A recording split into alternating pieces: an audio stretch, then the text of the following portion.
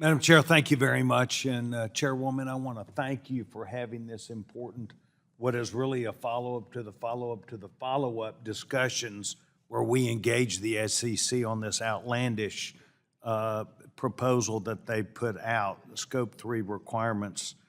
Mr. Gerdling, I am very concerned, and I think you'll hear and are hearing from members of this subcommittee that the SEC continues abusing the discretion delegated to it by Congress to undermine the attractiveness of public markets and to hinder economic growth.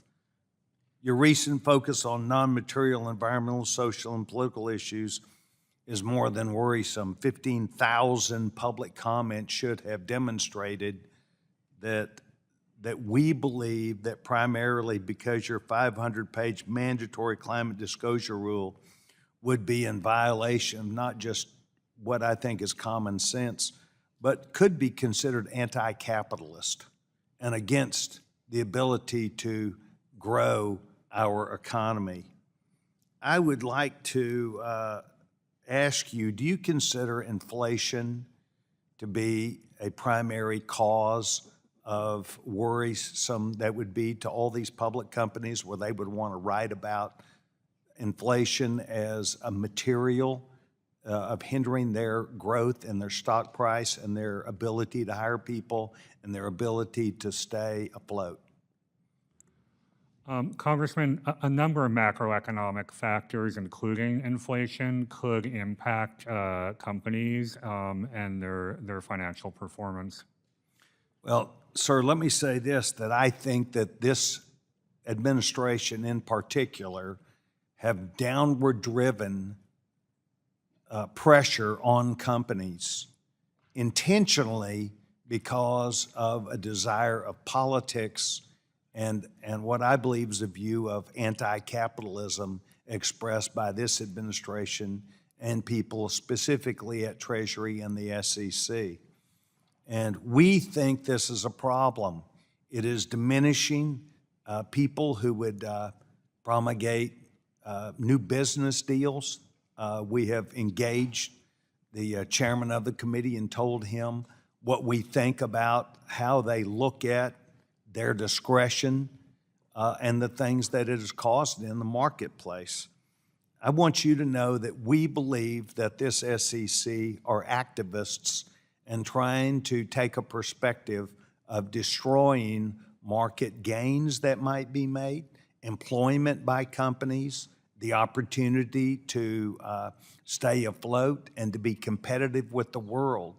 And we think that what is being downward driven by this administration is far more destructive to the growth of companies and their ability to be competitive because of the pressures that have been placed on them.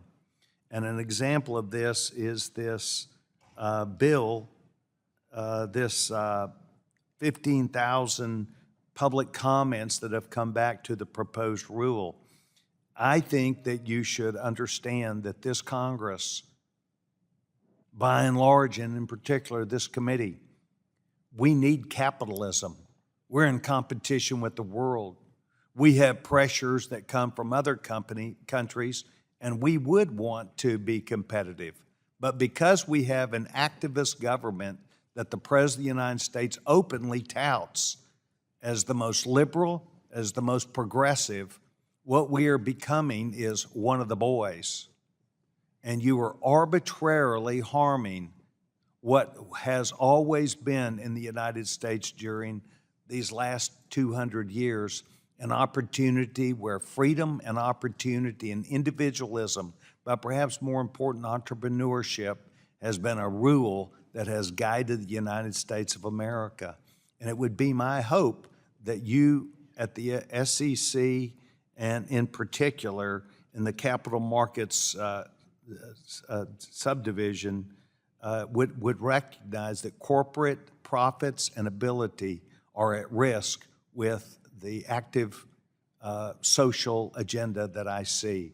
And I hope you listen to us because we're speaking directly to people who make those decisions, and that is what we think. Madam Chairman, I yield back my time.